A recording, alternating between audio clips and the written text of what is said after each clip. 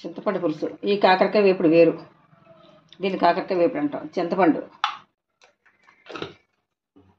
పసుపు, చింతపండు రసం, పసుపు, ఉప్పు, సాల్ట్, అంతే. ఉడికించాలి.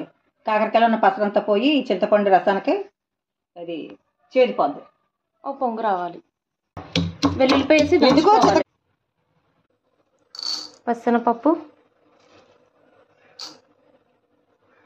జీలకర్ర, ఆవాలు, ఎండుమిర్చి,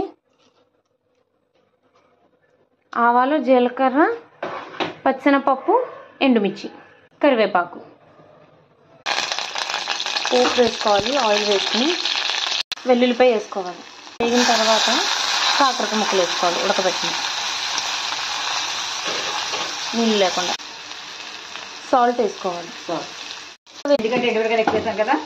ఇదిగో పాత బెల్లం కాస్తంత, కారం, బెల్లం వేసుకోవాలి. ఇది ఇలా రోస్ట్గా వేగిన తర్వాత స్టవ్ ఆఫ్ చేసుకోవాలి. కాకరకాయ వేపుడు రెడీ.